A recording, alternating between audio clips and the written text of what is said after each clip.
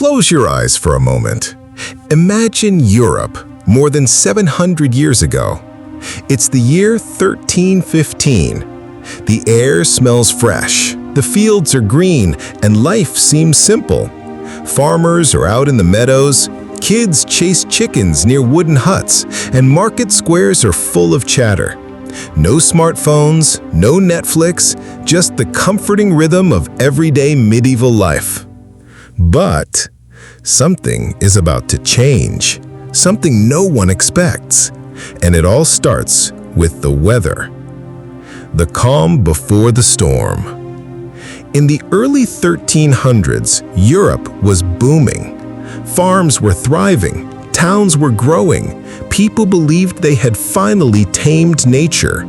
Food was plentiful and the population had been rising for decades. People were happier, healthier, and maybe a little overconfident. And then, the skies darkened. One spring, in May 1315, it started to rain. Nothing unusual at first. Farmers were happy. Crops loved rain. But then, it kept raining, and raining, and raining. By June, fields were flooded. By July, cattle started dying in the mud. By August, villagers whispered that something was very wrong. The beginning of a nightmare. Europe was stepping into what historians now call the Great Famine. Back then, nobody had weather apps or science to explain what was happening. People just knew. Crops were rotting, grain stores were soaked, and animals were dying. The worst part? They didn't know when or if it would stop. Imagine being a medieval farmer. You've worked all year to grow enough food for your family. Then you watch your wheat, your barley, your oats turn to slimy mud. You go to bed hungry. You wake up hungrier, and you realize winter is coming. Markets turned silent. Before the famine, medieval marketplaces were lively, full of shouting merchants, colorful stalls, and the smell of fresh bread. But by the autumn of 1315, those same markets had changed. Stalls stood empty, merchants vanished, prices skyrocketed. Imagine walking into a town market with a handful of silver coins, hoping to buy bread, only to find out the price had tripled overnight. The poor panicked. The rich hoarded grain, and ordinary people started selling clothes, tools, even their wedding rings just to buy food. There's a famous account from England where a farmer traded his only plow for 1 sack of wheat. Without the plow, he couldn't farm next season, but without food, he wouldn't live to see it anyway. Whispers of doom. As the rains continued, so did the fear. Some believed it was God's punishment for humanity's sins. Priests warned villagers to pray harder, confess more, and live humbly. Others whispered about witchcraft and omens. A comet had been spotted the previous winter, and people believed it was a sign of doom. One chronicle even records peasants blaming dancing bears in the forests for cursing the clouds. Okay, maybe they were just desperate for someone or something to blame. Daily life turns dark. By the end of 1315, hunger became normal. Dinner tables shrank. No more meat, no more dairy. Bread was rare and expensive. Families stretched meals with anything they could find: acorns, weeds, even tree bark. People boiled whatever they could scrape together into thin, tasteless soups. And yet, even in this nightmare, life went on. Weddings still happened. Babies were born. Markets still opened, though emptier and quieter than ever before. This strange mix of ordinary life and creeping disaster made the famine feel surreal. Hope fades with the sun. The year ended without relief. Winter came early, and it came hard. Snow fell on already flooded fields, trapping entire villages. Grain reserves ran out, livestock numbers dropped. For many, this was the first time they faced real starvation, the kind that changes people, the kind that pushes neighbors to steal from each other, the kind that makes families leave their homes in search of food, even if it means never coming back. And yet, no one knew this was just the beginning. A hint of humor amidst the hunger. Now, here's a little irony. While ordinary people starved, medieval kings still threw grand feasts. Imagine being a farmer, eating boiled weeds, while hearing rumors that in the royal court they were serving roast swans and almond puddings. The resentment grew. Peasants joked bitterly. If hunger is God's punishment, why are the lords always forgiven first? Humor, even dark humor, was a quiet survival tool, a way for people to laugh at misery because otherwise they'd drown in it. Closing the chapter calmly. As 1315 ended, Europe stood on the edge of a catastrophe it didn't understand. People prayed the rains would stop.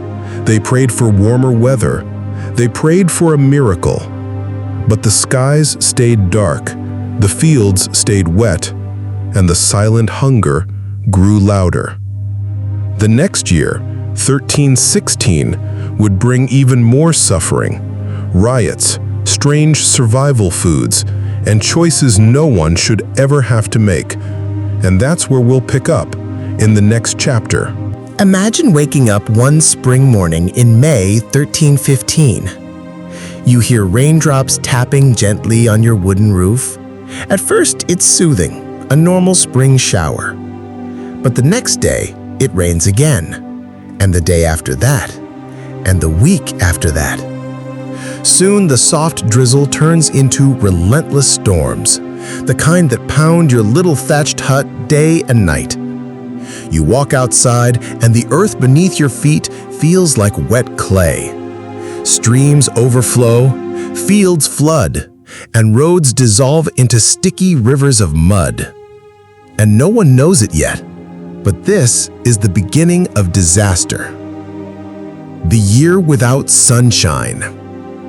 In 1315, Europe slipped into what historians now call the Little Ice Age, a period of unusual cold and heavy rains.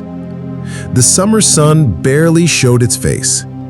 Days felt shorter, skies stayed gray, and nights were colder than anyone remembered. Farmers, who depended entirely on the weather, grew restless. "A little rain is good for crops," one farmer sighed, "but this feels cursed." Weeks of rainfall drowned the wheat fields. Barley, oats, and rye, the backbone of medieval diets, rotted in the soil before they could grow. And without crops, everything else collapsed. When the grass died, the cattle followed. For medieval Europe, livestock were survival itself. Milk, meat, leather, and wool all came from cows, sheep, and goats. But the endless rain turned pastures into swamps. Grass spoiled, animals grew weak, and diseases spread fast. Cattle developed lung infections. Sheep rotted from hoof diseases. Horses collapsed under sickness. Entire herds died within weeks. Villagers buried them in shallow, soggy pits, praying disease wouldn't spread further. One English monk recorded in his journal, "It rained without ceasing. The hay spoiled, the cattle perished, and famine crept ever closer." It wasn't just hunger people feared. Without animals, plowing stopped, making the next year's harvest almost impossible. The grain crisis begins. By late summer, food reserves ran dangerously low. Grain stored from the previous year was soaked and moldy. Rats feasted while people starved. Merchants tried to move grain from drier regions, but flooded roads made trade nearly impossible. Prices skyrocketed. In Paris, the price of wheat tripled. In London, bread became a luxury item. Poor families couldn't afford even the cheapest rye flour. Some merchants hoarded grain in secret, hoping to sell it later for 10 times the price. Peasants whispered angrily, "The sky floods us and the lords rob us." This growing resentment would eventually boil into riots. Survival gets desperate. By autumn, households were running out of food completely. Families tried everything. Drying mushrooms and berries for months-long storage, boiling roots, nettles, and tree bark to make famine soup. The taste? Imagine mixing sawdust with wet cardboard. That's what medieval chroniclers compared it to. But people ate it anyway. Survival wasn't about flavor, it was about staying alive until the next harvest. Some parents secretly gave their entire meal to their children, pretending they'd already eaten. Others left villages entirely, roaming roads in search of food. Villages turned into ghost towns. If you traveled across northern Europe in late 1315, you'd find abandoned huts and empty streets. Some families fled south, chasing rumors of drier fields. Others wandered forests, eating whatever they could find. Small towns turned into silent, haunted places. Those who stayed behind relied on community bonds, sharing whatever little they had with neighbors, hoping someone would return the favor. But as the rains continued, even generosity dried up. Whispers of punishment. With no scientific explanation for the weather, people searched for meaning. Some priests declared the rains were God's punishment for sinful living. Others warned villagers that demons had poisoned the skies. Pilgrimages to holy shrines became common. People walked barefoot through muddy fields, carrying candles and whispering prayers for forgiveness. And yet, the rain did not stop. One chronicler records, "Men prayed, women wept, children starved, and the heavens gave us no answer. Faith was shaken, and fear grew louder. The rich feast, the poor starve." While peasants suffered, Europe's wealthiest nobles still enjoyed lavish meals, at least for a while. Royal courts stocked hidden granaries, importing spices, almonds, and fine wines. Kings and lords dined on roasted swans, while the poor boiled moss to stay alive. Of course, word spread quickly. Peasants grumbled in taverns. "If God sends rain for all, why does bread only fall on their tables?" This quiet bitterness would echo for years, fueling future revolts. A hint of humor amid misery. In times of suffering, humor became a survival tool. A popular joke in Flanders went like this: "We prayed for daily bread. God sent daily water instead." Another chronicler wrote about villagers blaming dancing bears in the forests for summoning the clouds. Desperate times, desperate theories. But laughter, even faint and bitter, helped people endure endless days of gray skies. Looking ahead, the worst is yet to come. By the end of 1315, hope was fading. Crops were ruined, livestock were gone, and winter approached with icy winds and shorter days. But medieval families still believed the next year had to be better. They prayed for sun, they prayed for warmth, they prayed for bread. Unfortunately, 1316 would bring even worse rains, more deaths, and choices no one should ever have to make. The Great Famine wasn't slowing down. It was only just beginning. Picture yourself stepping into a bustling medieval marketplace. But it's no longer bustling. It's the late summer of 1315, and you're in a small English town. Before the famine, markets were alive with shouting merchants, colorful stalls, and the smell of fresh bread. But now, the stalls stand empty. The air feels heavy and damp. People move slowly, whispering instead of laughing. The cheerful marketplace has become eerily silent. The famine has arrived, and it's hungry. The vanishing bread.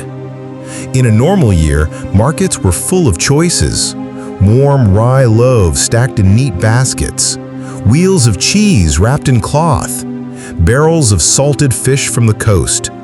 But in 1315, all of that began to disappear. One villager, a mother of 3, stands at a baker's stall. "Do you have bread?" she asks. The baker shakes his head. "Only crumbs today. Come back tomorrow if the grain arrives." She looks down at her youngest, barely old enough to walk, and forces a smile she doesn't feel. The price of survival. Grain became the most precious thing in Europe, but nature had flooded the fields, roads were impassable, and merchants struggled to transport supplies. As a result, in Paris, the price of wheat tripled. In London, bread became a luxury. In Florence, desperate citizens accused merchants of hoarding grain and stormed their warehouses. And the wealthy? They simply paid more. But for peasants, servants, and small farmers, it was impossible. Imagine working an entire week in the fields, breaking your back from dawn to dusk, only to afford half a loaf of bread. One angry farmer mutters to his friend in the market, "I sold my ox for grain. Now I can't plow, and next year we'll starve anyway." It wasn't just a famine anymore. It was a trap. Merchants under fire. As supplies dwindled, accusations flew. Peasants accused merchants of hoarding grain, hiding sacks in secret cellars to sell later at outrageous prices. In some towns, mobs broke into storage houses, scattering what little food they found. Chroniclers recorded riots in Ypres, Bruges, and Ghent, marketplaces turning into battlegrounds. The people cried out with hunger and took by force what the merchants would not give. But hoarding wasn't always greed. Merchants feared selling everything too quickly, leaving their own families with nothing for the winter. For the poor, though, it didn't matter. To them, merchants were stealing food while their children starved. The rich and the poor divide. In castles and manors, nobles continued to feast. Tables were set with roasted venison, almonds, figs, and wine imported from sunny Spain. Meanwhile, in the villages below, peasants boiled grass soup. A bitter joke spread among the poor. God feeds the lords, the rain feeds us. The growing resentment was more than hunger, it was betrayal.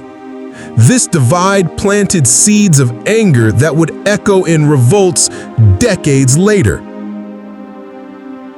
Desperate measures. As prices soared, people turned to extreme strategies, selling clothing, tools, and jewelry for a few scraps of grain, trading labor for food, 1 week's work for 1 loaf of bread, eating anything vaguely edible, moss, snails, wild roots. Some people roasted tree bark, shaved into strips just to chew something that felt like food. One diary entry from Flanders described a man boiling his leather shoes to make soup.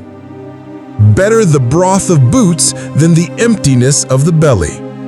This was no exaggeration. Starvation forced people into choices they never imagined making. Children on the edge. One of the most heartbreaking sights in 1315 was children wandering the streets barefoot and hollow-eyed, begging for food. Mothers faced impossible choices: feed the youngest and let the older ones starve, or send them to monasteries, hoping priests could keep them alive. Monks recorded that orphan numbers tripled within months.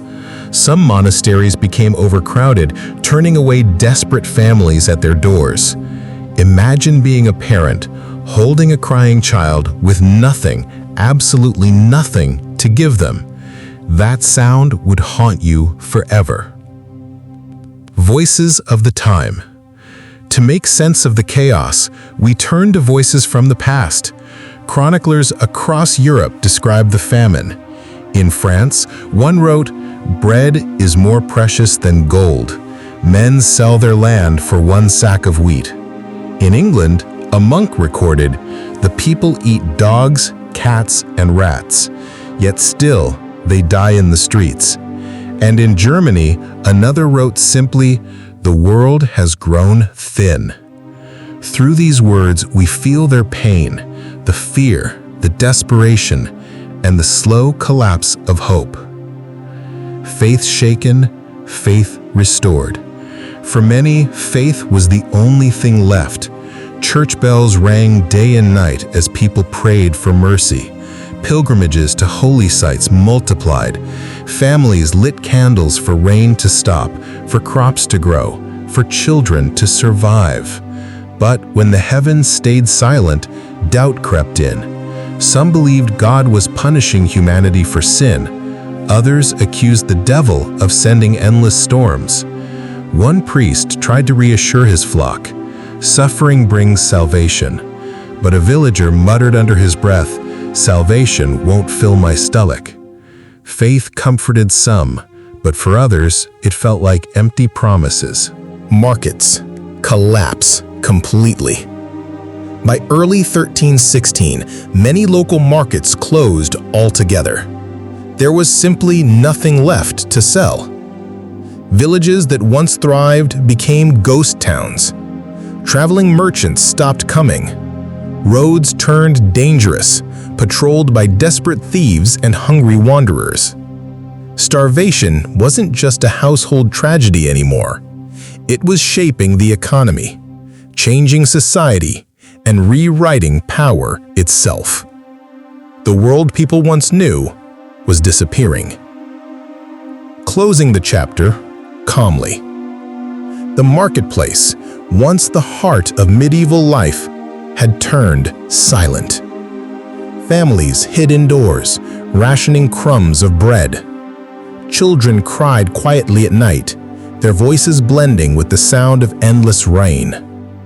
And yet, even as despair deepened, hope lingered. Maybe next year would bring sun. Maybe next year would bring food. Maybe next year they'd survive.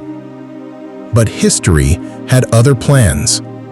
The next chapter of this story, the toll of starvation on families, would reveal the famine's most heartbreaking moments yet. Close your eyes for a moment. Imagine standing on a hill in 1316, looking down at two very different worlds. On one side, a stone castle, warm fires glowing inside, tables heavy with food. On the other, a village of wooden huts, dark, silent, and cold. Both worlds are only a short walk apart, and yet they might as well be on different planets. Two Europes, one famine. By now, the rains had lasted more than a year.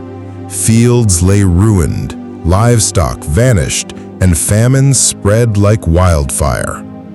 For ordinary peasants, every day was a battle just to stay alive. But in the halls of power, kings, lords, wealthy merchants, life was still comfortable, at least at first.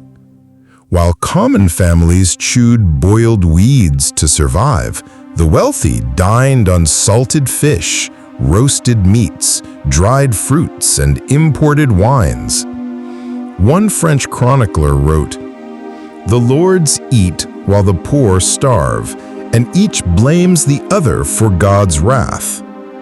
This growing resentment between classes became one of the most dangerous side effects of the Great Famine. Inside the castle walls. Step inside a noble's dining hall in 1316. A fire roars against the chill.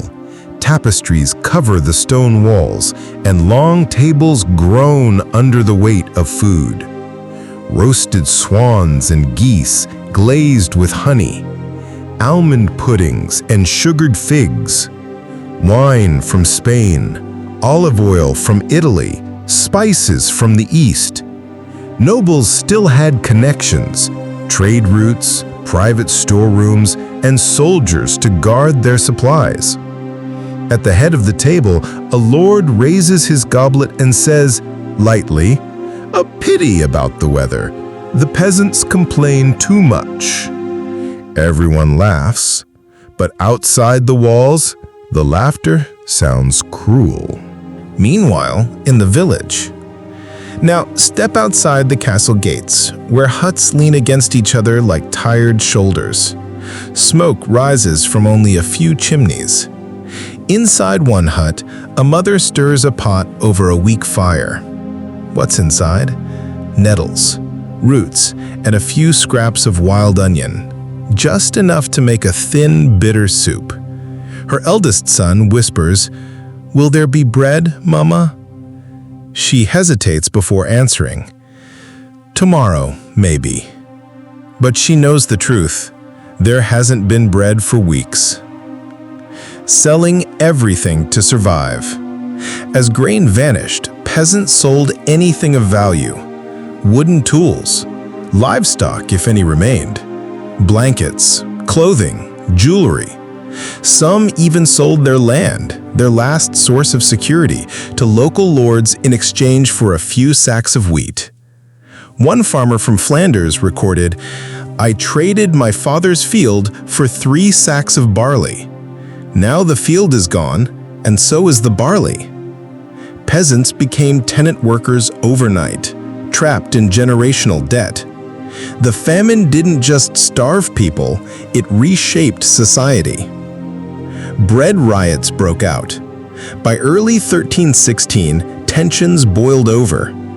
In Paris, Bruges, and Ghent, crowds stormed bakeries and granaries. Merchants were accused of hoarding grain while children died in the streets. One chronicler describes the chaos. "The people cried out, 'Bread! Bread!' and when none was given, they smashed doors and windows. Some merchants hired guards, others fled. In a few cities, authorities punished rioters brutally to restore order. But the anger didn't fade. It simmered, waiting for its moment." Priests and promises. In villages, priests tried to calm the growing divide, urging patience and prayer. "God tests us all," they said softly. "Rich and poor alike suffer before his eyes." But peasants began whispering among themselves. Do they suffer while eating swans? Do they pray with wine on their lips? Faith was powerful, but hunger was louder. By 1316, trust between the classes began to collapse. Small acts of kindness. Despite resentment, famine also brought unexpected moments of compassion. In some towns, wealthy families opened their private granaries, sharing grain with villages nearby. Monasteries gave out whatever food they could, feeding hundreds of strangers at their gates. One abbey near Ghent recorded, "We fed 400 souls with 1 cart of barley. By morning, the cart was empty, yet still they came." For some, these gestures kept hope alive. For others, it wasn't enough to erase the bitterness. The weight of guilt. Not all nobles felt secure behind castle walls. Some feared violent uprisings, locking their gates at night and sleeping with guards posted outside their chambers. Others were haunted by guilt. Letters survive from nobles begging the church for guidance. How may I face God while I eat in plenty and hear the cries of starving children? But guilt didn't always lead to action. For every lord who shared, two more hoarded their wealth. As glimpses of their everyday life became points of debate, tensions between the classes grew. Dark humor in dark times. Even in despair, people found ways to laugh. Quietly, bitterly, but sincerely. A popular joke spread among peasants in northern France. The rich thank God for his blessings. The poor thank God when a rich man drops his crumbs. Humor became a survival tool. It softened the pain, if only for a moment. Seeds of revolt. Though the famine would eventually pass, the memory of inequality would last. For peasants, this wasn't just bad weather, it was betrayal.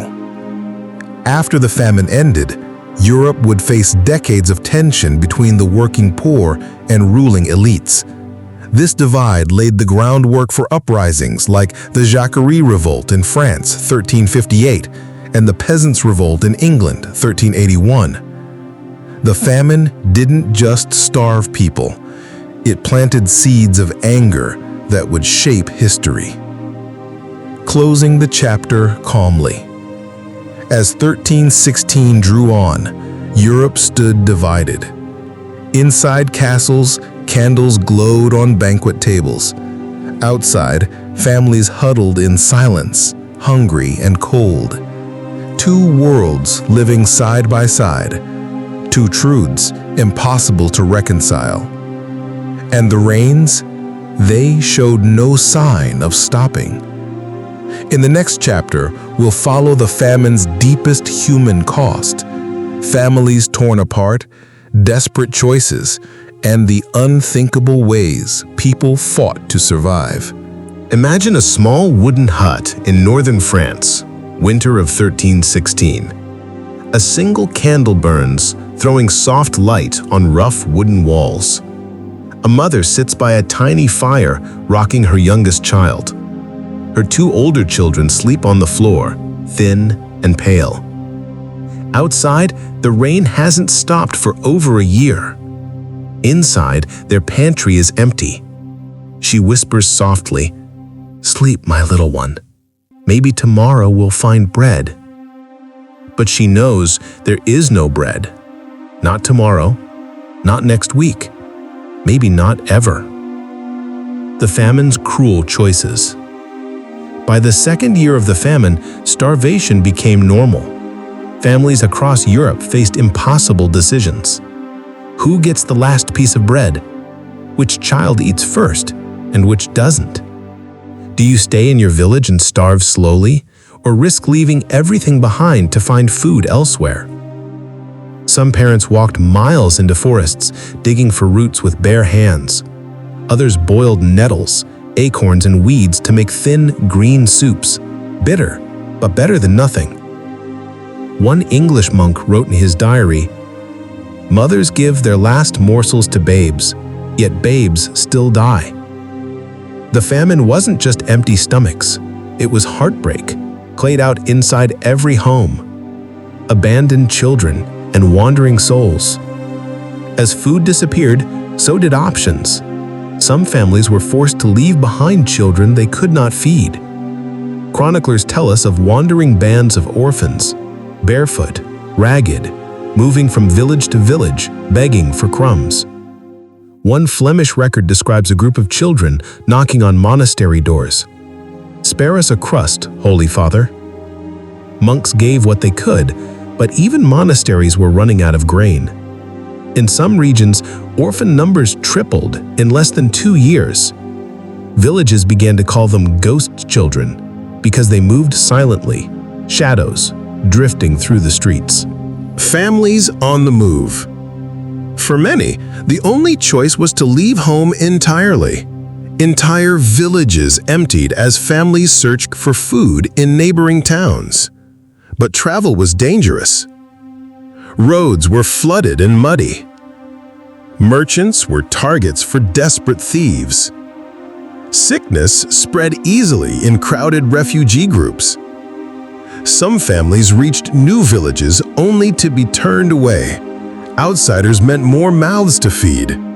One chronicler wrote bitterly, "A man will bar his door against his neighbor, fearing he brings hunger with him." Starvation didn't just kill bodies, it broke communities apart. The silent tables. Mealtimes became quiet ceremonies. Families sat around empty tables, staring at bowls filled with nothing but hope. A father in the Rhineland, trying to comfort his son, pretended to chew an invisible meal. "See, my boy, Papa has eaten already." He hadn't. He gave his portion to his child, as so many parents did. But even sacrifices couldn't save everyone. The famine was relentless. Some families lost one child. Others lost them all. What people ate when there was nothing. When the fields failed and markets emptied, creativity took over. People tried anything to stay alive. Bark stripped from trees, boiled into porridge. Cats, dogs, and rats roasted over weak fires. Leather belts and old shoes softened and chewed like jerky. Famine bread made of crushed ferns, moss, and weeds. The taste? Imagine bitter soil mixed with wet straw. Medieval writers called it the bread of tears. Even priests admitted eating things they once called unholy. Survival blurred the line between necessity and taboo. Illness follows hunger. Starvation weakened immune systems, and disease swept through Europe. Dysentery from contaminated water. Pneumonia from cold, wet winters.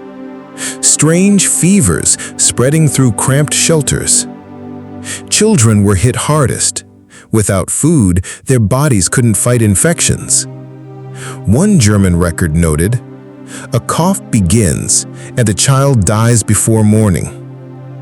Even when food was found, it was often moldy or spoiled.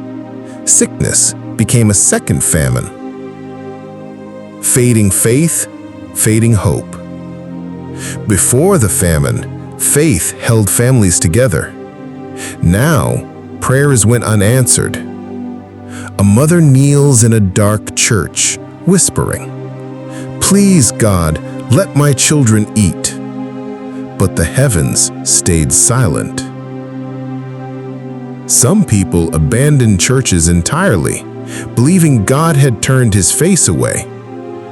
Others turned more desperately to faith, joining processions, pilgrimages, and rituals meant to wash away sin and bring back the sun.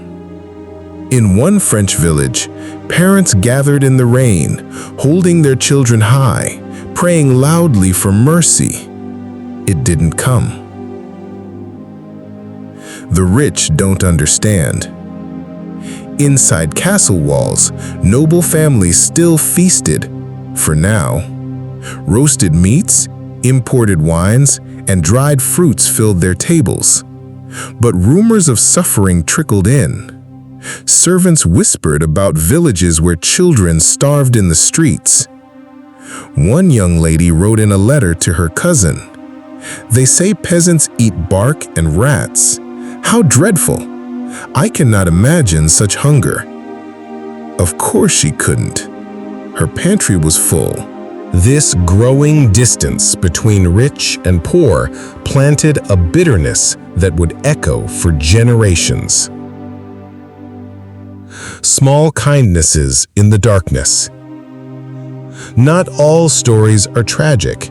In some places, neighbors cared for each other with quiet generosity. Villagers pooling their last scraps to cook one shared pot of soup. Monasteries feeding hundreds each day until their stores ran dry. Traveling merchants giving away small sacks of grain even when profits vanished. One Flemish diary records, "We gave all we had to our neighbors, and still we all lived another day." These moments didn't erase the famine's pain, but they reminded people that human kindness could survive even starvation. A hint of humor amid despair. Even in the darkest times, people found reasons to laugh softly. One chronicler recalls a starving man telling a joke in the village square. "I used to dream of roasted duck. Now I dream the duck eats me." The crowd chuckled weakly, then went back to searching for scraps. Humor didn't fill empty stomachs, but it kept empty hearts alive. Closing the chapter calmly. By the end of 1316, families across Europe were stretched to their limits. Hunger hollowed out faces. Laughter grew rare. Entire villages mourned children they could not save. Yet somehow, life went on. Fires still burned. Babies were still born. Weddings still whispered promises of hope. In the quiet of cold nights, parents told their children, "Tomorrow we'll eat. Tomorrow the sun will come." Close your eyes. Imagine walking through a muddy medieval village in 1316. The rain has stopped for the moment, but the ground is soft and cold beneath your feet. The air smells damp, mixed with wood smoke and something bitter boiling in a pot nearby. You peek inside a small hut.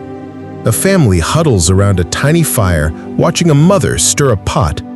Inside, bark stripped from a tree, boiling slowly into famine soup. This is how people survived when real food no longer existed. When bread became a memory. Before the famine, bread was life. Every table had it. Every meal began with it. But by 1316, bread had vanished from most villages. Grain rotted in flooded fields, granaries were empty, and merchants stopped coming. One child was overheard asking his mother, "Mama, when will we have bread again?"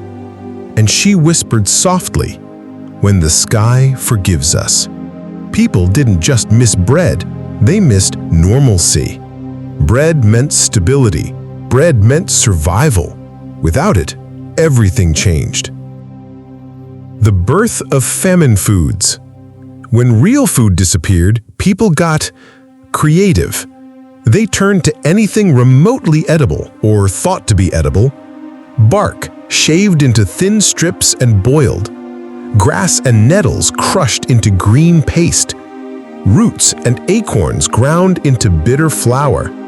Moss and ferns eaten raw or baked into rough cakes.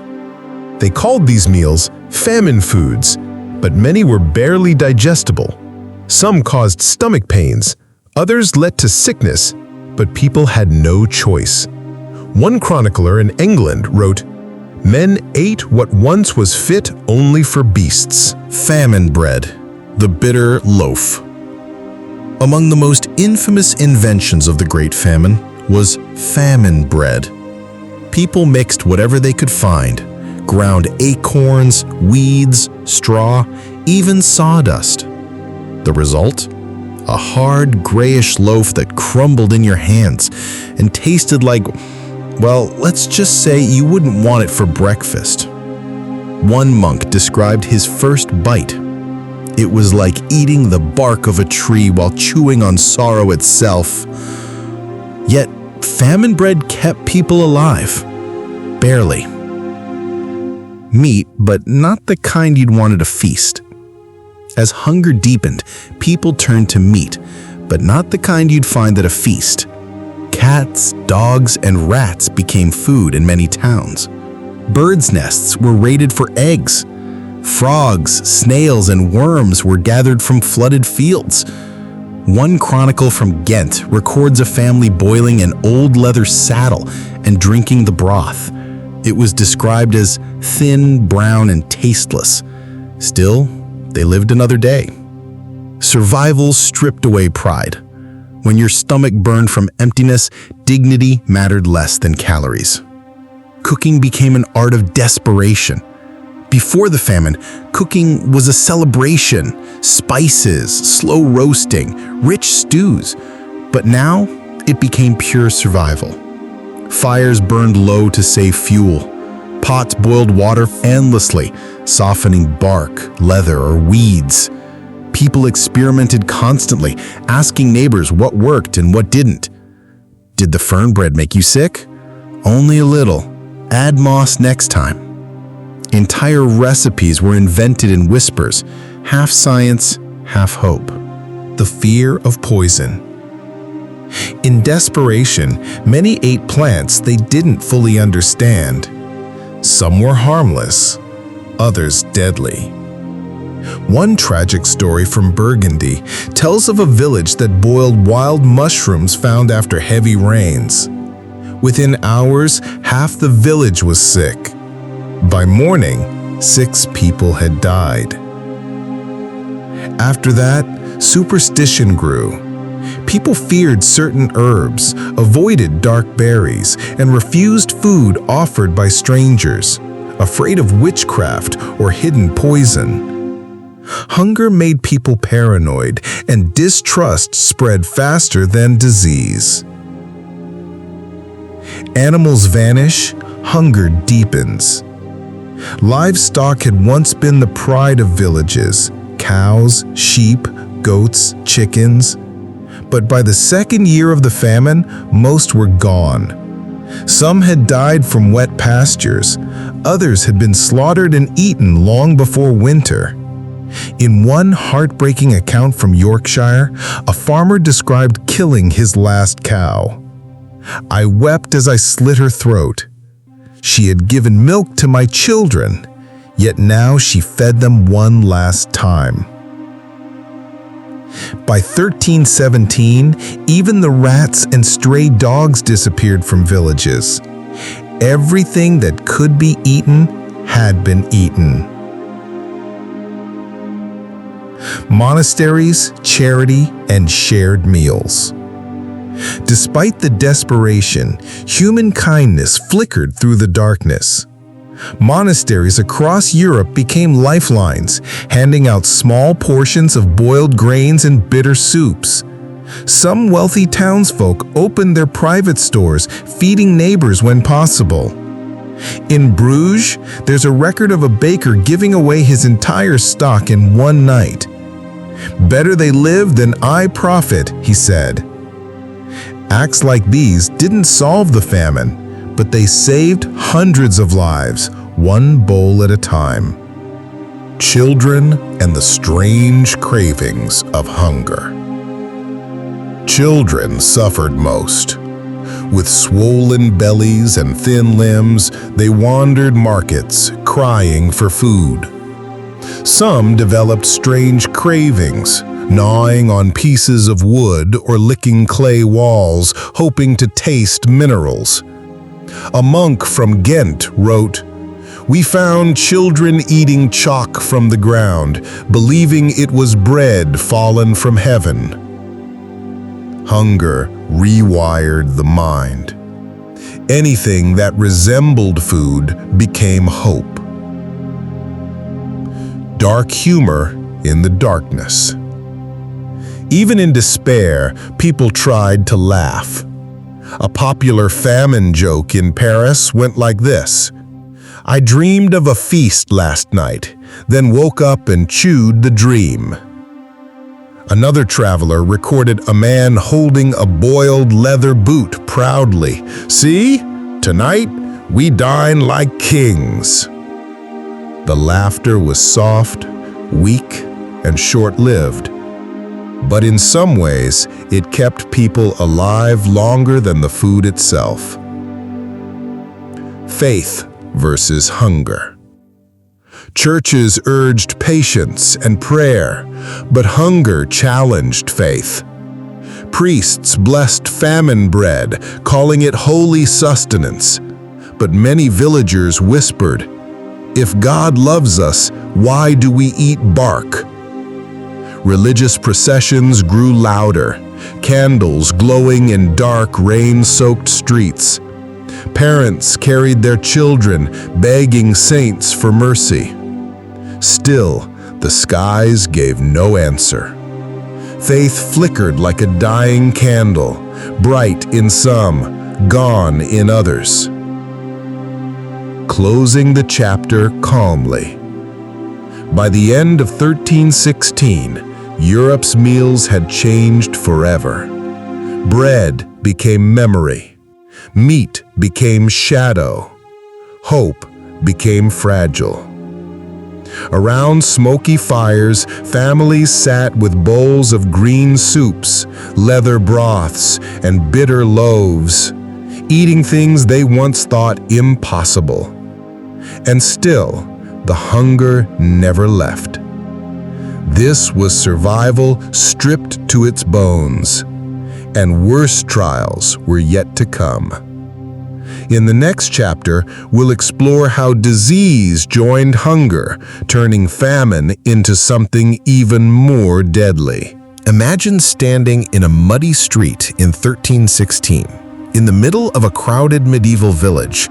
The rain has eased, but the air is heavy with a strange, sour smell. You hear coughing in every direction, deep, hollow, painful coughs. Somewhere nearby, a child cries weakly. Across the lane, a man lies on the ground, his face pale and thin.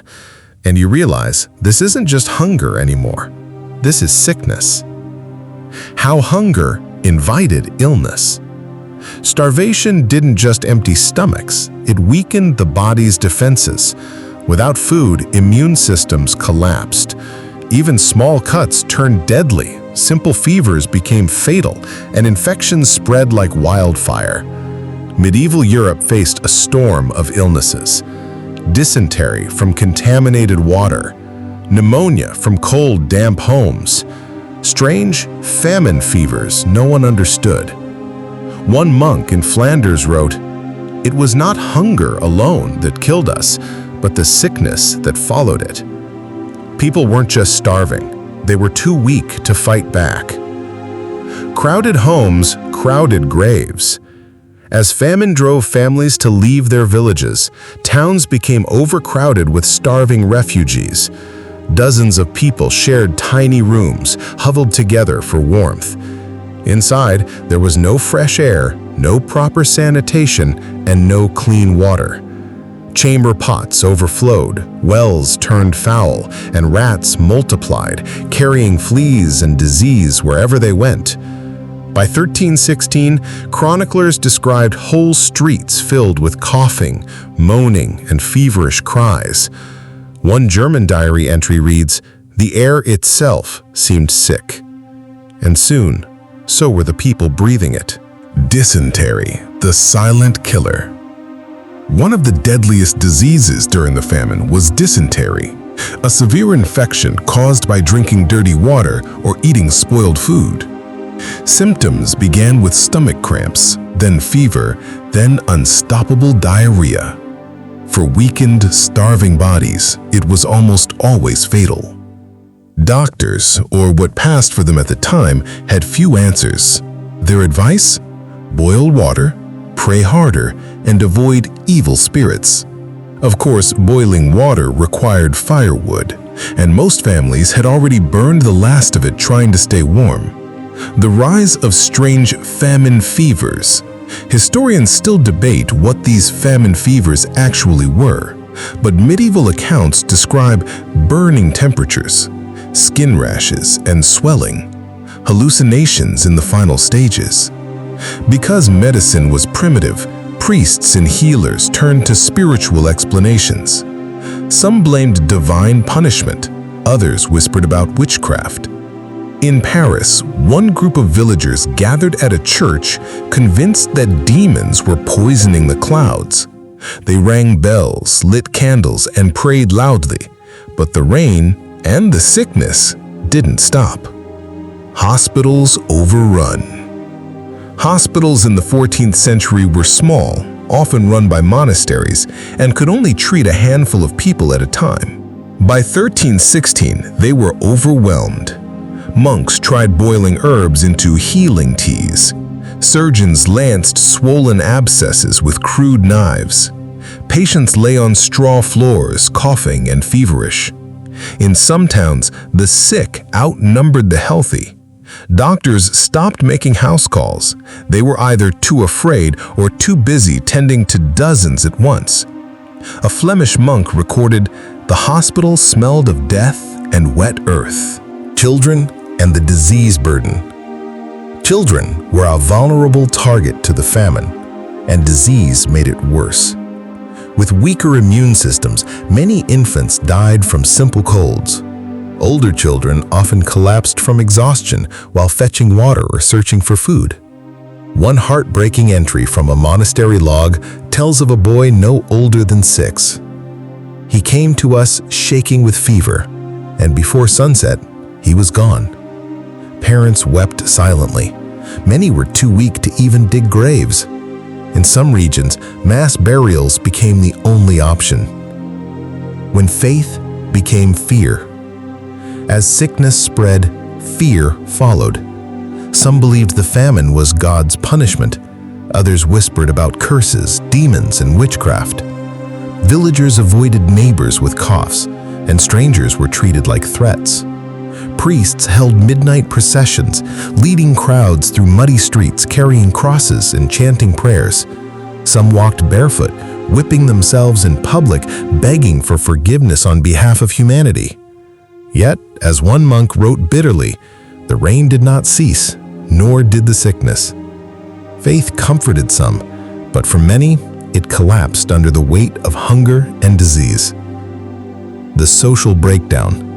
The combination of the famine and disease reshaped society. Markets collapsed.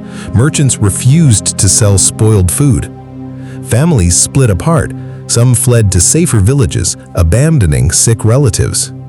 Communities turned inward, locking gates and refusing travelers entry. One village elder in Normandy reportedly shouted at outsiders, "We have no bread for our own. Go starve in your fields." It sounds harsh, but survival often demanded selfishness. A hint of bitter humor. Even amidst sickness and fear, people clung to small sparks of humor. A popular saying in Bruges went, "The cough carries us faster than the horse."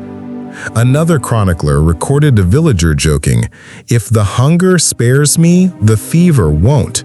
I cannot decide which loves me more." These weren't joyful laughs. They were quiet, weak chuckles, little reminders of humanity in a collapsing world. The plague that wasn't yet the plague. It's worth remembering this was not the Black Death. That would come later, in the mid-1300s, and it would be far worse. But the Great Famine was a warning shot. It revealed just how fragile Europe was. One shift in weather, one failure of crops, one outbreak of disease, and entire regions crumbled. People began to realize something terrifying. Nature was stronger than kings, stronger than armies, stronger than prayers.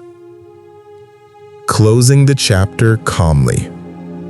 By the end of 1316, hunger had opened the door and disease walked right through it.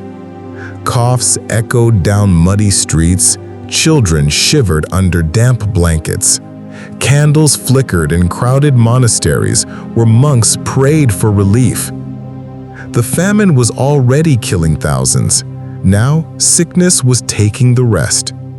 And yet the rains did not stop. The skies stayed gray, and hope grew thinner than the air inside fevered lungs.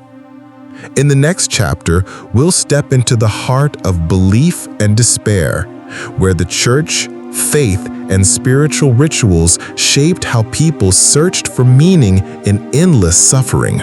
Flagellants and the search for forgiveness. A new movement emerged during the famine, the flagellants. Groups of men and women traveled from town to town, whipping themselves publicly with leather cords. They believed that sin had angered God, and by suffering, they could earn forgiveness for all. Imagine the scene: a muddy marketplace, crowds watching as people walk in silence, backs bleeding as they sing hymns softly under gray skies. To some, it was inspiring, a symbol of devotion. To others, it was terrifying. Blaming witches and demons. When prayers failed, superstition grew stronger. Villagers whispered that witches cursed the skies or that demons poisoned the clouds. One chronicler in Flanders wrote, "Old women were beaten for the rains, accused of stirring storms with evil charms. In some villages, suspected witches were drowned in rivers. Elsewhere, priests blessed wells, believing demons lurked beneath the water. Fear spread faster than disease. When faith faltered, people searched desperately for someone to blame." The church tries to lead. Despite the chaos, the church remained the most trusted institution. Monasteries opened their granaries, feeding hundreds until their supplies ran out. Priests traveled between villages, blessing fields, praying over empty barns, and baptizing infants in makeshift ceremonies. In one small abbey near Ghent, a priest wrote, "We gave all our barley to the poor. By evening, the barn was bare. By morning, another 100 came." The church wanted to save everyone, but even its resources were no match for nature. Imagine standing inside a medieval church in the year 1316. The air smells of damp stone, beeswax candles, and incense. Hundreds of villagers kneel silently on the cold floor, hands clasped tightly. Outside, the rain hasn't stopped in over a year. Inside, whispers float through the shadows. Why has God abandoned us? This was the sound of faith in crisis. Faith as the last hope. For centuries, the church was the heart of medieval life. It explained the seasons, the harvest, and the meaning of suffering. But during the Great Famine, that trust began to tremble. Priests stood at pulpits, urging patience. "This is but a trial, a test of our souls. Hold fast to faith, for God is merciful." But outside those same churches, children lay starving. And every day that passed without relief, faith grew weaker, and questions grew louder. Processions under the rain. Across Europe, towns organized religious processions. Bells rang from church towers at midnight. Villagers walked barefoot through muddy streets. Candles flickered in the wet wind as people sang hymns. In Paris, entire neighborhoods marched together, holding crosses high, begging saints for mercy. One monk recorded, "We sang until our throats were dry, but the heavens gave us no answer." Some took this silence as punishment. Others saw it as proof that God had turned away. Tension between rich and poor. The famine exposed deep inequalities, even within the church. Wealthy bishops dined on salted fish, imported wine, and fine bread. Meanwhile, poor parish priests begged for grain to feed their flocks. Peasants whispered bitterly, "Do their prayers reach heaven faster than ours?" This quiet resentment began to erode the church's authority. People still prayed, but fewer believed the answers would come. Pilgrimage and sacred relics. As famine dragged on, Europe saw a surge in pilgrimages. Families walked for days, traveling to holy shrines, believing relics of saints could bring miracles. In England, crowds visited Canterbury. In France, thousands gathered at Chartres Cathedral. In Italy, pilgrims lined up to see fragments of the true cross. Some claimed miracles, a sudden clearing of skies, a field saved from rot. Others returned home to find nothing had changed. But in times of despair, even a little hope was enough to keep walking. Faith versus reality. Inside churches, priests preached endurance and obedience, but outside, reality was harsher.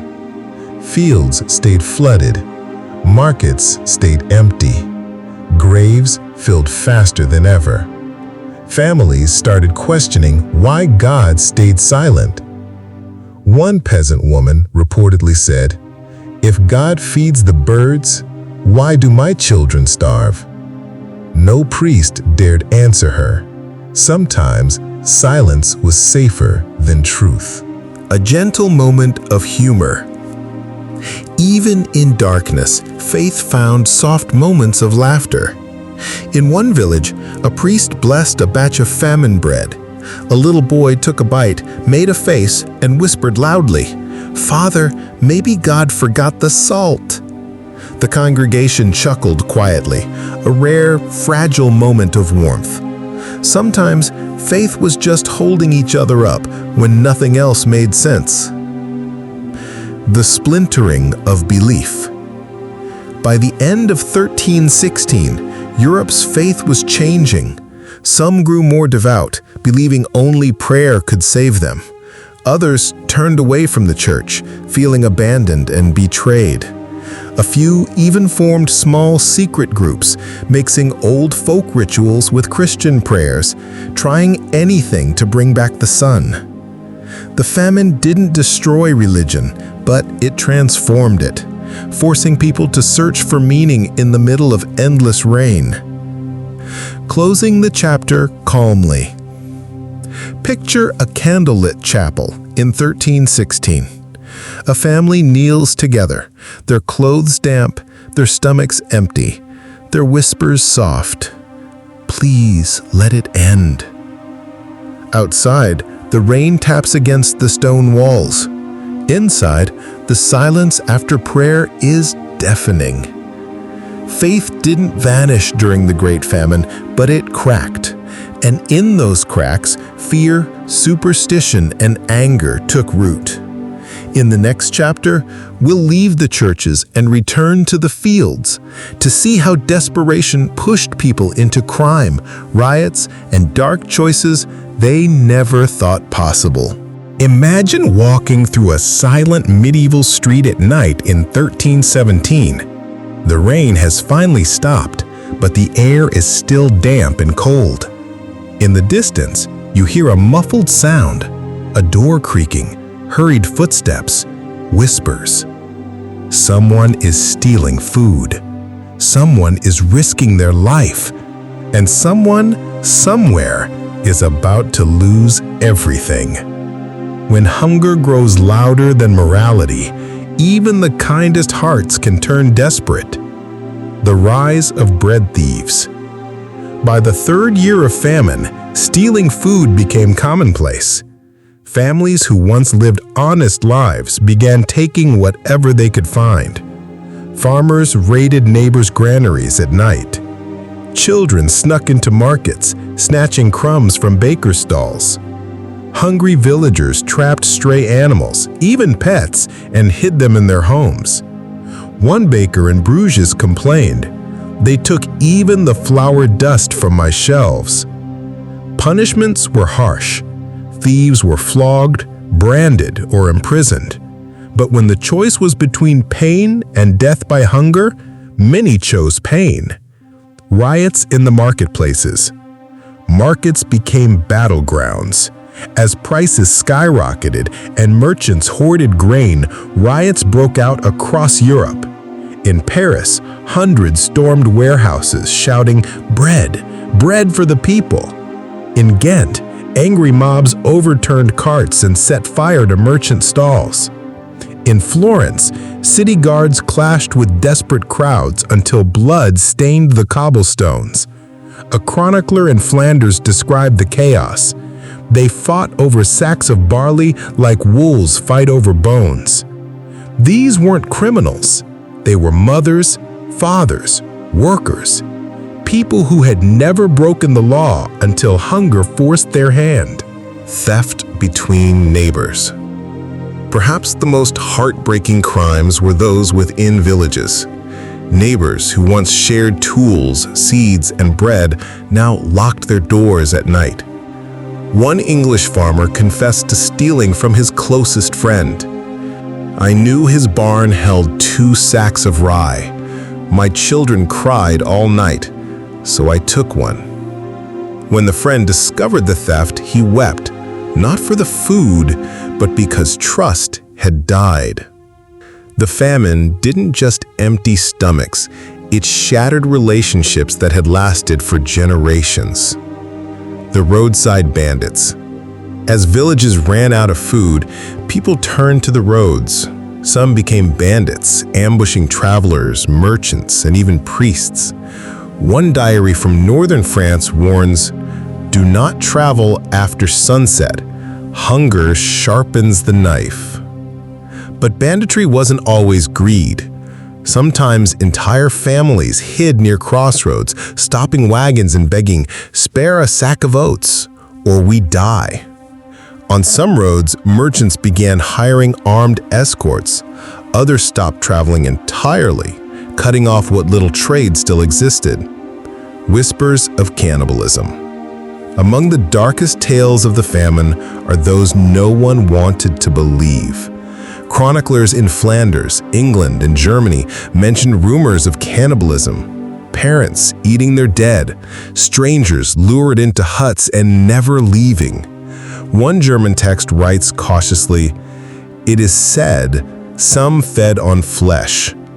Whether these stories were rare truths or fear-driven exaggerations, they spread like wildfire. Even whispers were enough to terrify villages and deepen despair. Mothers' impossible choices. Among the most haunting stories are those of mothers making unthinkable sacrifices. In one French village, a mother reportedly walked miles to a monastery, leaving her baby at the gates with a note, "Better he lives without me than dies with me." Monks recorded dozens of abandoned infants during the famine, their cries filling the cold stone halls of monasteries. Some parents gave their children to wealthier families as servants, believing they'd at least be fed. For many, this was the only way to save them. When law and order broke down, as theft, riots, and violence spread, local authorities struggled to maintain control. Town guards refused to fight starving crowds. Judges hesitated to punish mothers stealing for their children. Villages formed their own hunger councils, deciding who got the last scraps of food. But these systems rarely lasted. Desperation tore through rules faster than leaders could rebuild them. One priest in Normandy wrote bitterly, "The Lord's commandments are forgotten when the stomach commands louder." The Lord strike back. Nobles, fearful of chaos, ordered harsh crackdowns. Gates locked at night to keep starving outsiders away. Armed patrols stationed near granaries. Public punishments used to set an example. In one infamous case, a peasant in Flanders was hanged for stealing a single loaf of bread from a noble's kitchen. Witnesses recalled villagers watching in silence, their faces pale with hunger and hatred. a glimpse of humor amid darkness. Even as tensions boiled, some villagers clung to humor to survive mentally. One saying from Bruges became popular: "The Lord eats swan, the priest eats fish, and we eat hope." It wasn't real laughter, more a weary smile shared between neighbors. Sometimes hope was all they had left to chew on. Communities that fought back together. Not every story is grim. In some villages, people banded together instead of breaking apart. They pooled resources, hunted wild game, and built communal soup fires in the center of town. One Flemish record celebrates a rare success. By sharing all we had, none in our village starved. These pockets of cooperation were rare, but they proved something powerful. Solidarity could save lives, even when kings and priests failed. The last line between life and death. By 1317, famine had reshaped morality itself. Stealing food became survival, lying became protection, and violence became instinct. But behind every crime was the same quiet truth. People just wanted to live another day. When hunger speaks louder than conscience, laws become whispers in the wind. Closing the chapter calmly. Picture a cold, wet evening in a small Flemish town. A baker locks his empty stall. A mother tucks her children into bed without dinner. And a starving boy hides beneath a cart, clutching a stolen loaf of bread like treasure. This wasn't evil, it was survival. But survival came at a price. Trust, safety, and innocence were slipping away. In the next chapter, we'll step into the strategies people used to endure the famine. How small groups, families, and entire towns found creative ways to fight hunger without losing hope. Imagine a cold morning in 1317. The rain has finally eased, and for the first time in months, the sky glows faintly with soft sunlight. In a small Flemish village, people slowly step outside, their boots sinking into damp earth, eyes scanning the horizon for signs of food. For years, Europe had been battered by hunger and sickness. But now, survival wasn't just about waiting for miracles. It was about finding new ways to endure. Learning to live with less.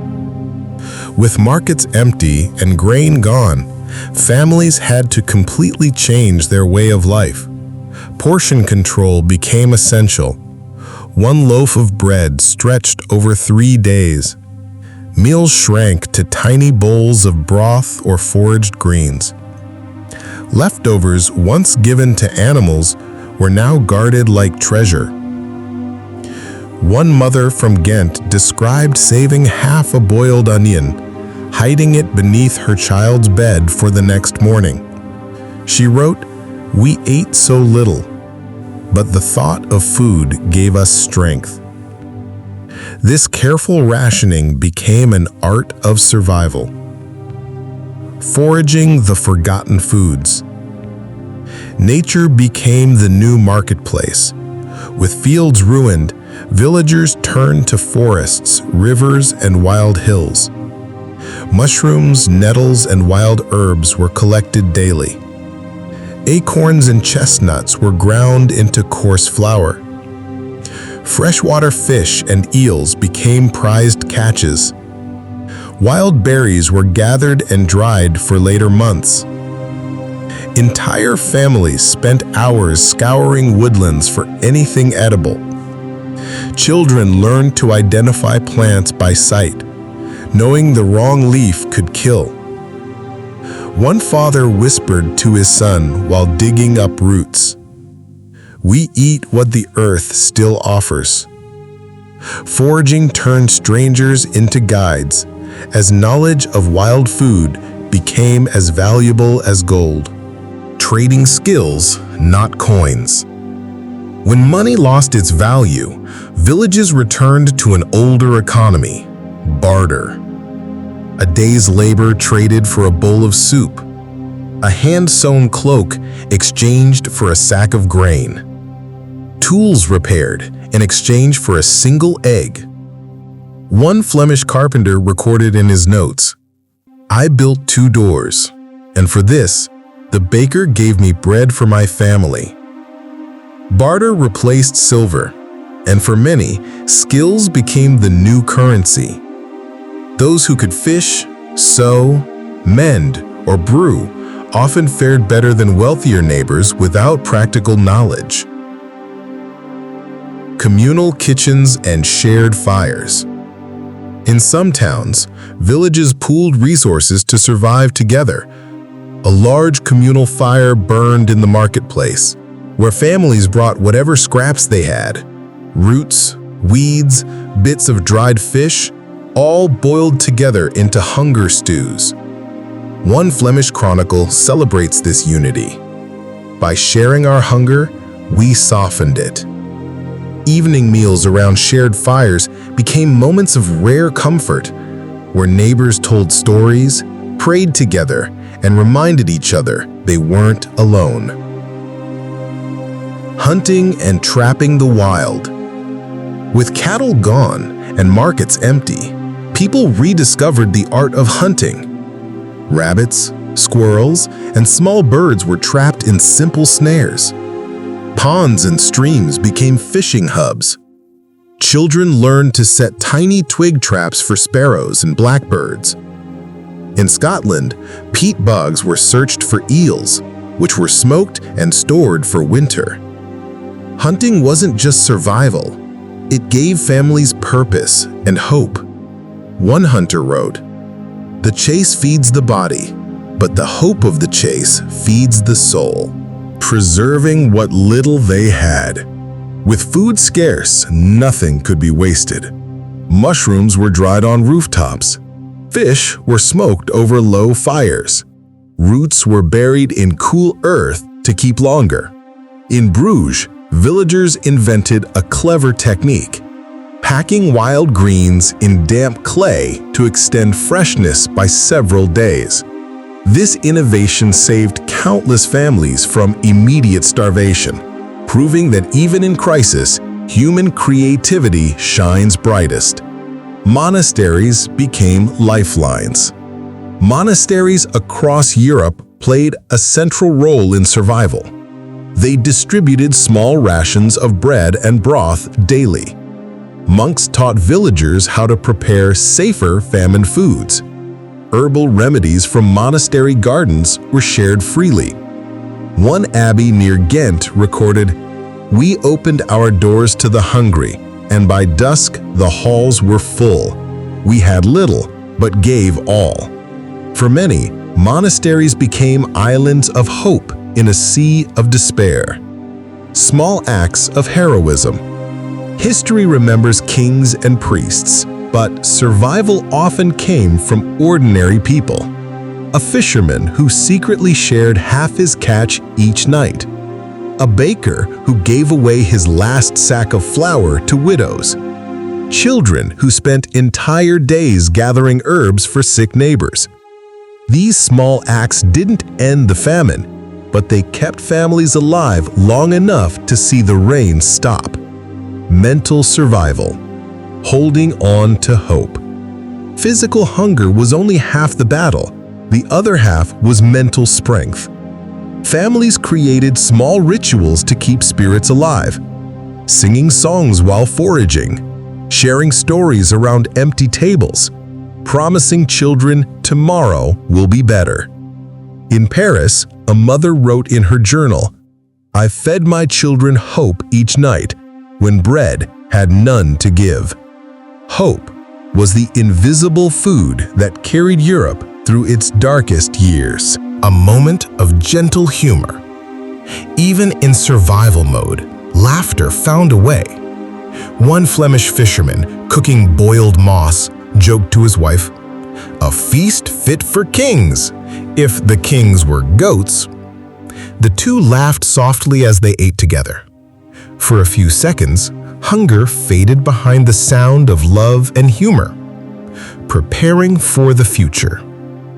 By the end of 1317, villages realized that famine would not end quickly, so they began planning years ahead, building raised granaries to keep grain dry, rotating crops to improve harvest resilience, teaching children how to identify edible wild plants. This shift from reacting to preparing marked the first real turning point in survival. A Flemish elder said proudly, "We cannot stop the rain, but we can outlast it." Closing the chapter calmly.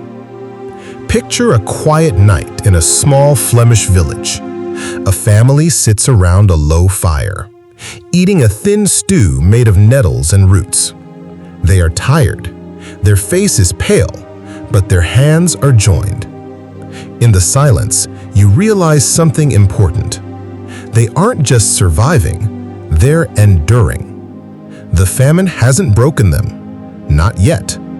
And because of that, hope flickers softly in the darkness.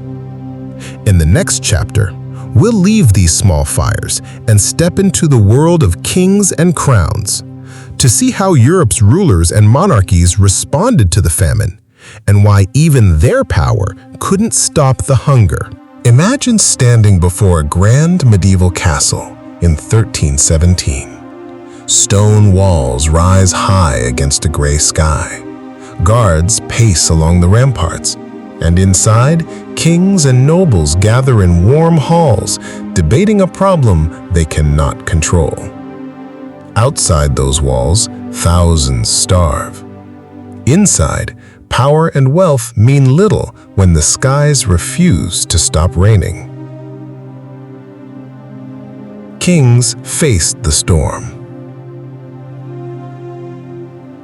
By the third year of famine, Europe's rulers were desperate.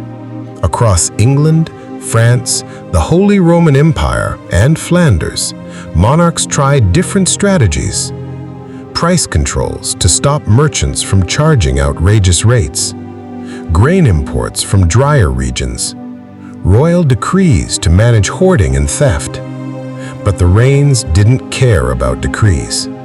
Crops still failed, cattle still died, and entire regions were left hungry. Edward II of England.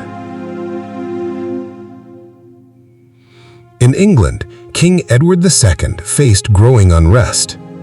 He ordered grain shipments from Ireland, hoping to feed southern England's starving villages, but storms sunk ships, and thieves attacked wagons carrying the few supplies that arrived.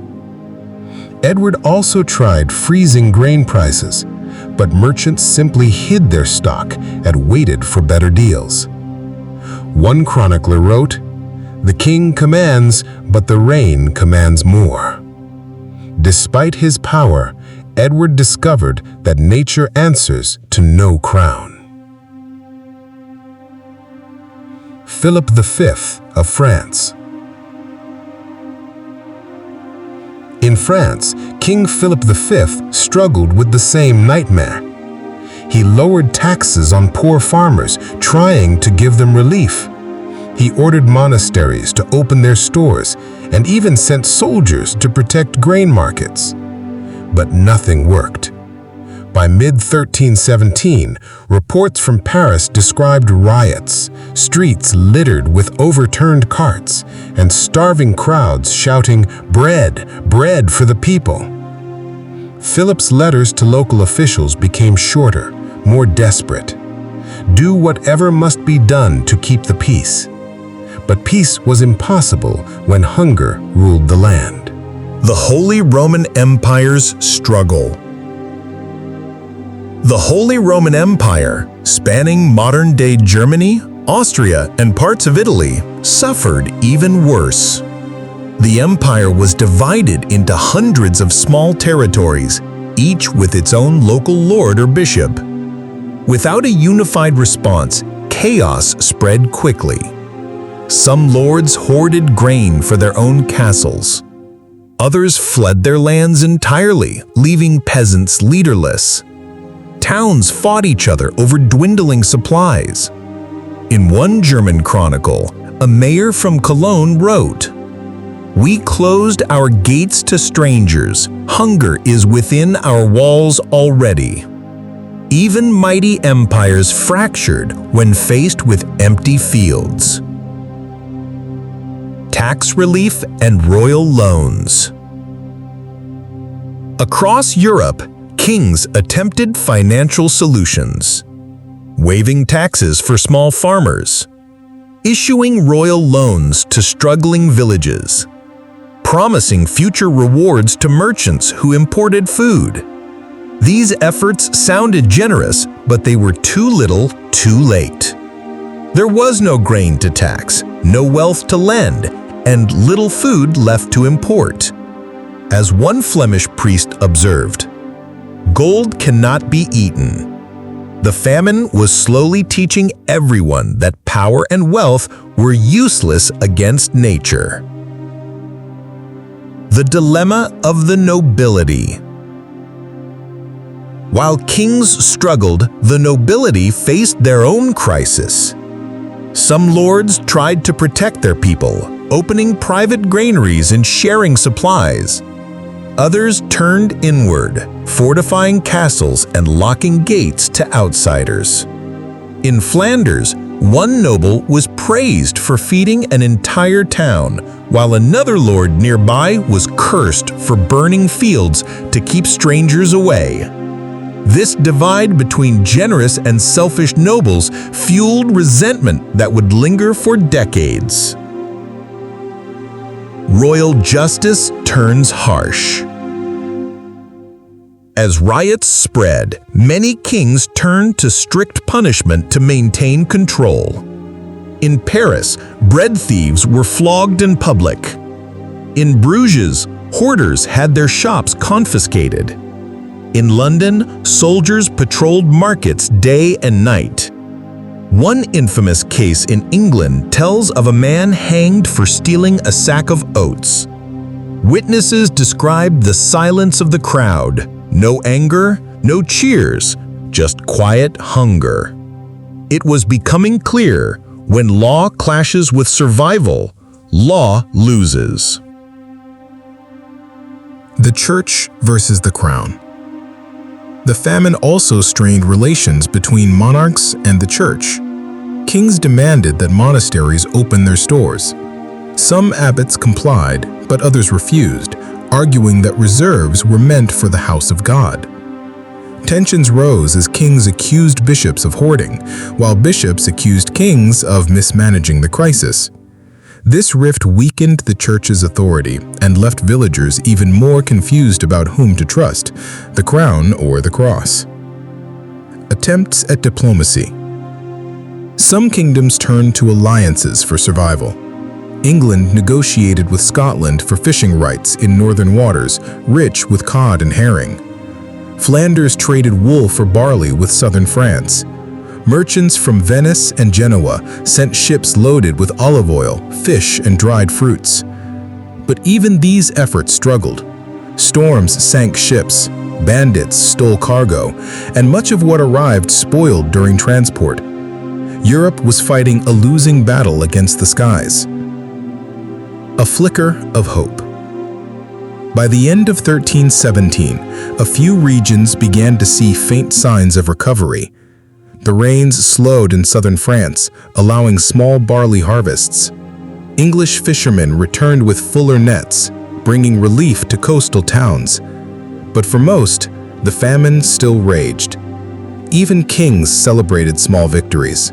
One extra wagon of wheat, one safe shipment of fish, one village saved from total ruin. A French letter from Philip V ends simply, "We pray for sun." Even rulers who wore crowns found themselves praying like peasants. A touch of gentle humor. Despite everything, ordinary people never lost their wit. One saying spread through Flanders: "A king commands armies, but cannot command the clouds." Even nobles repeated it, a soft reminder that in the face of nature, everyone, rich or poor, was equally small.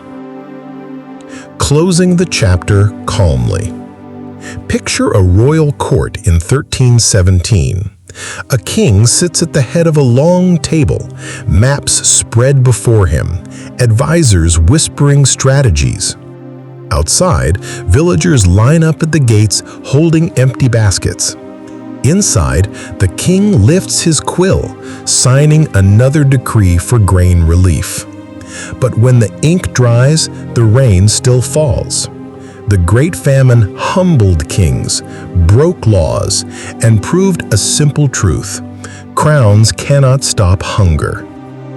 In the next chapter, we'll enter the winter of 1316-17, the famine's darkest season, when freezing winds, failed harvests, and despair reached their peak. Close your eyes. Imagine a bitterly cold night in December 1316. The rain has finally stopped, but in its place comes an unyielding frost. The wind howls softly through empty fields. Icicles hang from the roofs of abandoned huts. The earth is frozen hard as stone, and the air carries the quiet of a world holding its breath. This is the winter Europe feared most, the winter when hunger met freezing cold, and together they became death itself. The arrival of the endless winter. After 2 years of heavy rains, the winter of 1316 to 1317 struck like a hammer. Streams froze into jagged silver veins. Roads turned to sheets of ice. Snow buried villages beneath silent drifts. Farmers, who had hoped for a dry season to recover their crops, now stared helplessly at frozen fields. What little grain survived the floods was locked away beneath inches of frost. A monk in Flanders wrote, "The rain has ceased, but now the cold devours us." Empty barns, empty hands. By the time winter arrived, most food reserves were already gone. Grain rotted months earlier. Livestock had long since been slaughtered, and markets stood silent beneath falling snow. Families gathered inside tiny huts, huddling around weak fires for warmth. In one Flemish village, a father recorded in his diary, "I broke apart my table for firewood. Tomorrow, I will burn the chair." Across Europe, furniture, fences, and even abandoned homes were dismantled and burned just to keep children alive through the night. Hunger meets frostbite. Cold doesn't kill quickly. It creeps in slowly, numbing fingers and feet before stealing life quietly in the dark. Starving bodies had no fat to keep warm, no energy to fight the frost. In some towns, families woke to find loved ones frozen in bed, still holding each other for warmth. One English monk described walking through a silent street. "I counted 10 men stiff as wood, and no one had strength to bury them." Even death itself slowed as frozen ground made graves nearly impossible to dig. Frozen rivers trapped villages. The freezing temperatures also cut off trade routes. Rivers that once carried food shipments turned to solid ice. Boats were trapped, and merchants abandoned their cargo on the shores. Entire villages became isolated, surrounded by snow and impossible roads. With no supplies coming in and none growing nearby, these small communities had to survive entirely on what they had left, which was often nothing. Diseases of the cold. Winter brought new dangers beyond hunger. Frostbite crippled hands and feet. Pneumonia spread rapidly in damp, overcrowded huts. Smoke sickness from indoor fires poisoned families who blocked windows to keep the cold out. Children suffered the most, their thin bodies unable to fight illness or cold. One French chronicler wrote simply, "They slept and did not wake." Silence in the villages. Winter changed the soundscape of famine. Markets, once filled with shouting and bargaining, now stood silent beneath blankets of snow. Church bells rang less often, funerals became smaller, and even laughter disappeared. In many villages, silence itself became haunting, broken only by the wind rattling empty shutters. A Flemish priest described walking through a market square. The snow fell, and no one came to buy, for there was nothing to sell.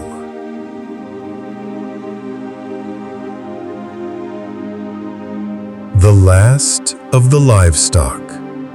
In desperation, families slaughtered the final surviving animals. Chickens, eaten feather and all. Dogs, once protectors, turned into meat. Even working horses, essential for farming, were sacrificed to fill empty bellies. One farmer near Ghent admitted to killing his ox. She plowed our fields for 6 years, and now she feeds us one last time. It was an impossible choice. Eat the animals that kept you alive, or starve together. The Church's winter rituals. During this winter of death, faith became a source of fragile comfort. Priests organized night vigils in frozen chapels, families gathering by candlelight, praying for the return of spring. Some churches blessed winter breads made of bark and moss, believing divine grace would turn them into sustenance.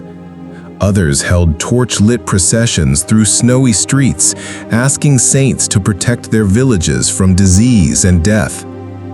Even if miracles didn't come, these rituals gave people a reason to keep breathing one more day. A flicker of humor in the cold. Somehow, even in the coldest, darkest nights, people found small sparks of laughter. A story from Bruges tells of a man chewing boiled bark, declaring proudly to his wife, "It tastes like summer." She replied, "Then next summer we'll eat the tree itself." Their children laughed softly, a fragile reminder that even misery couldn't freeze the human spirit completely. Waiting for spring. By March 1317, Europe waited breathlessly for signs of life. Villagers checked frozen fields daily, hoping to see green shoots beneath melting snow. Hunters watched for migrating birds as a promise that warmth would return. Parents told children stories of feasts in summer, promising that the sun always comes back. But for many, spring would come too late. Some villages lost half their population before the thaw began. Closing the chapter calmly. Picture a small hut in the middle of this frozen landscape. Inside, a family sleeps close together, sharing one blanket, listening to the faint crackle of a dying fire. Outside, the wind whistles across empty fields, and the stars glimmer cold and distant. This was the famine's darkest winter, a season of silence, shadows, and survival. But as the snow slowly begins to melt, Europe stands at the edge of recovery. In the next chapter, we'll witness the first signs of spring and hope. When the rains stop, the sun returns, and small harvests breathe life back into starving lands. Close your eyes. It's May 1317. For the first time in years, the skies are clear, and sunlight spills across damp, exhausted fields. After endless rain and bitter frost, the earth finally begins to breathe again. Tiny green shoots push through the soil, birds return to sing, and rivers thaw, carrying the promise of life downstream.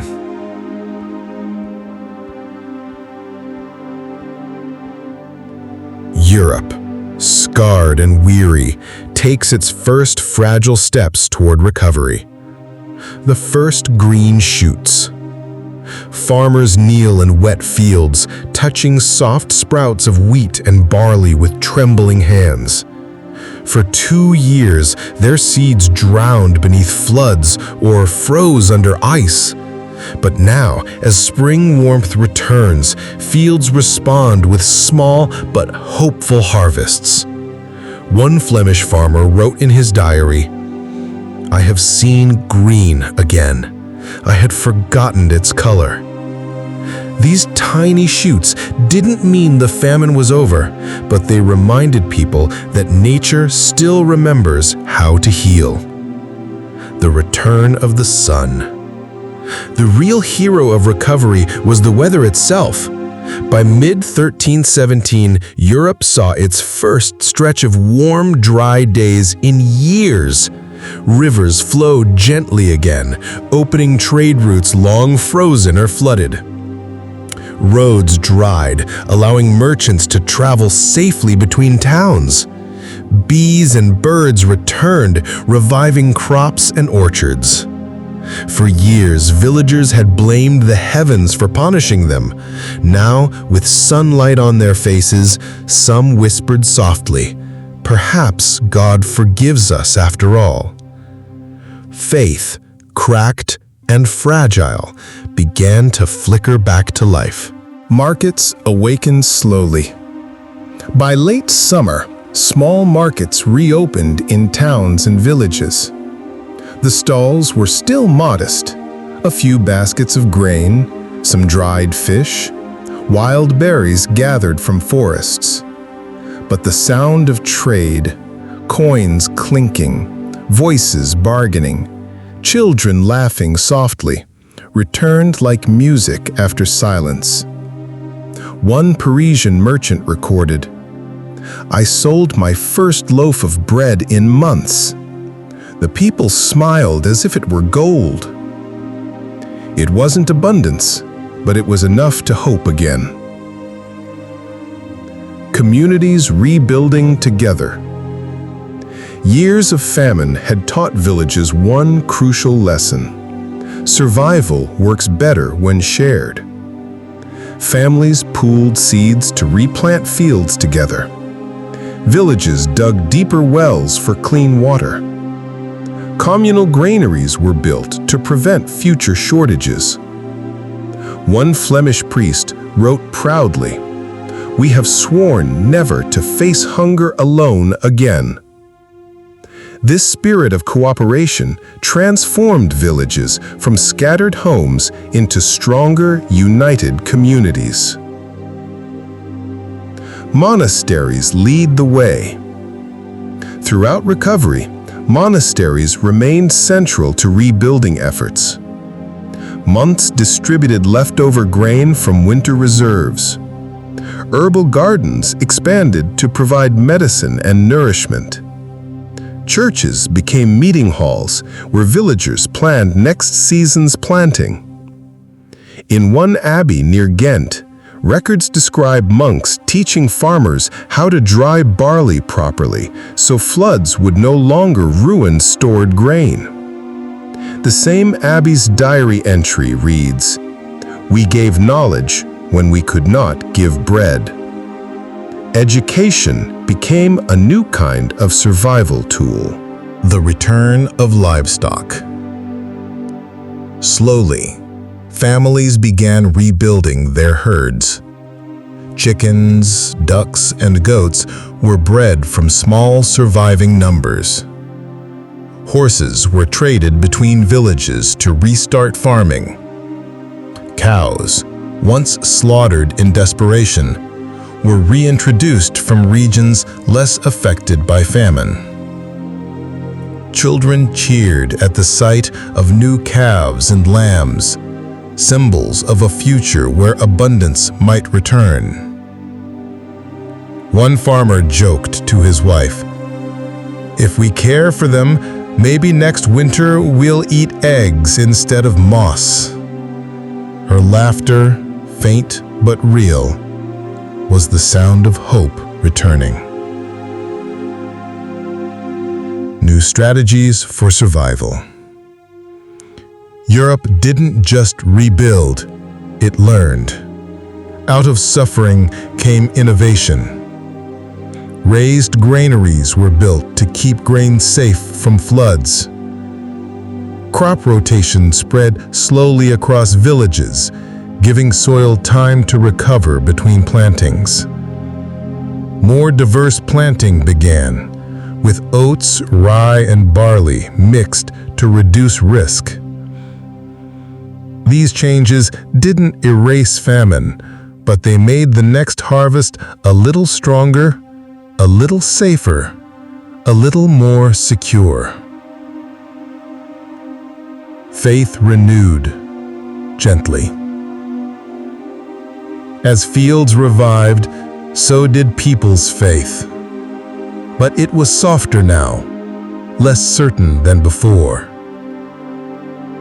Families returned to churches, lighting candles in gratitude, but also in remembrance of those lost during the darkest years. One Parisian priest observed, "Our prayers have changed. We thank God now, but we do not forget His silence." Faith became quieter, more personal, more tied to survival than doctrine. The children laugh again. Perhaps the clearest sign of recovery was the return of children's laughter. For years, famine stole their voices, leaving hollow eyes and quiet streets. Now, as food slowly returned, they played in muddy fields, chased birds, and followed streams barefoot under the sun. A Flemish diary captures one mother's joy. "My son smiled today. I had forgotten the shape of his smile." That single line is worth more than any harvest record. A hint of gentle humor. With recovery came relief, and with relief came light jokes. A Parisian merchant wrote in a letter, "I found a loaf of bread today, and I didn't have to sell my boots for it." In Bruges, a farmer proudly announced, "Our goat had twins. Perhaps we'll name them Hope and Survival." The entire village laughed softly, not because the joke was clever, but because it felt good to laugh again. Scars that remain. Even with recovery underway, Europe carried deep wounds. Populations in some regions were reduced by 30%. Families lost entire generations to hunger and disease. Trust between neighbors, merchants, and rulers was slower to return than the harvests. But survival gave people something powerful: resilience. A Flemish elder summed it up simply: "We are fewer now, but we are stronger." Closing the chapter calmly. Picture a warm summer evening in 1317. A family sits beneath a small tree, sharing a loaf of fresh bread for the first time in years. The crust is thin, the loaf small, but they eat slowly, grateful for every bite. Fireflies drift in the twilight. Children laugh softly nearby. The wind carries the scent of new wheat in the fields.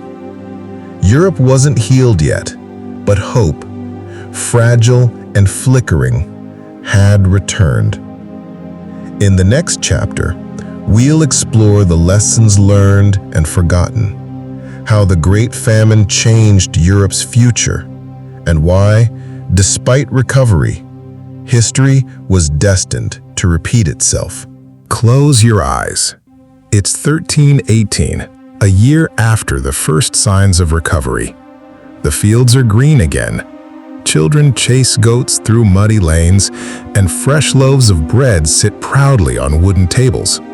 The nightmare of the famine is fading, but its echoes linger quietly in every conversation, every policy, and every prayer. Europe had survived, but survival always carries lessons, and not all of them would be remembered. The birth of new farming practices. Before the famine, medieval Europe relied on simple, risky farming systems. One harvest per year, few crop varieties, and almost no storage solutions. The famine changed everything. Crop rotation became more common, allowing soil to recover between plantings. Diversified crops like oats, rye, and legumes were introduced alongside wheat and barley. Raised granaries were built on stone pillars to keep stored grain safe from floods and pests. One Flemish farmer proudly wrote, "We will not trust the earth without wisdom again." For many, the famine forced innovation, a quiet agricultural revolution born from hunger. The value of shared granaries. Perhaps the most important lesson was storage. Communities realized the danger of keeping food supplies private. Villages built communal grain banks where families contributed small portions after each harvest. These granaries acted as emergency reserves to prevent future starvation. Local councils introduced rules to stop excessive hoarding. A Flemish priest recorded in his journal, "One barn feeds a village, but 100 barns feed no one." By pooling resources, villages hoped never to face the same tragedy again. A new approach to trade. Trade networks also evolved after the famine. Before, many regions survived on local harvests alone, but famine taught people the value of importing food from less affected areas. Coastal towns expanded fishing fleets to secure steady supplies of herring and cod. Merchants established stronger ties with Venice and Genoa to bring dried fruits, olive oil, and preserved meats inland. Markets became regional lifelines instead of isolated pockets of survival. In Bruges, a merchant wrote proudly, "We are poorer in gold, but richer in neighbors." Europe had discovered that cooperation meant endurance. Faith, softened and transformed. The famine left a deep mark on Europe's faith. Before, villagers trusted the church completely. Priests explained the seasons, the rains, and the will of God. But when prayers failed to stop hunger, faith changed. Some became more devout, believing the famine was a divine test. Others turned inward, quietly keeping their beliefs private. A few drifted toward folk rituals and older traditions, seeking control where faith had failed them. One Parisian priest wrote, "Our churches are full of thanks, yet half the candles burn for the dead." Religion didn't disappear, but it became more personal, less certain, and tinged with quiet doubt. Population decline and social change. The famine killed millions, reducing populations across Europe by as much as 15% to 30%. This loss changed everything. Labor shortages gave peasants new bargaining power. Some serfs left their manors, seeking better wages and freedom in towns. Women took on greater roles in farming, trade, and medicine as families rebuilt shattered economies. In Ghent, one chronicler noted, "Where once there were 10 hands, now there are 6, and the 6 eat better." Ironically, for those who survived, fewer mouths meant more resources, but only after years of unthinkable suffering. Wealth shifts and new opportunities. Not everyone lost during the famine.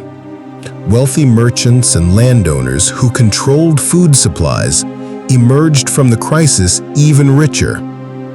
Some bought up abandoned farmland at a fraction of its value. Others invested in shipping fleets to control grain imports. This widened the gap between rich and poor, but it also created a new merchant class that would reshape Europe's economy in the centuries ahead. Lessons forgotten. Overconfidence returns. Despite all the suffering, many of famine's lessons faded within a generation. By the 1330s, a series of warm summers brought bumper harvests. Food became abundant, markets overflowed, and confidence returned too quickly. Grain reserves stopped being maintained.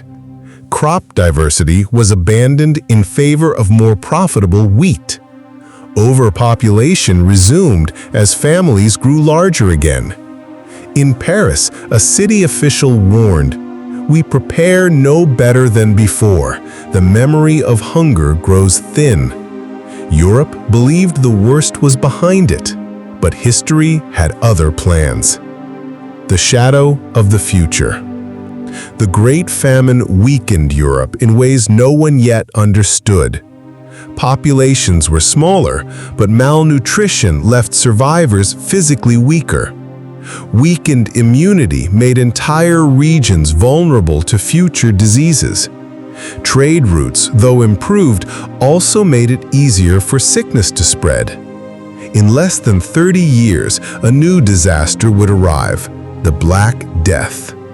Historians today see the famine as the opening act of Europe's most devastating century. Resilience through memory.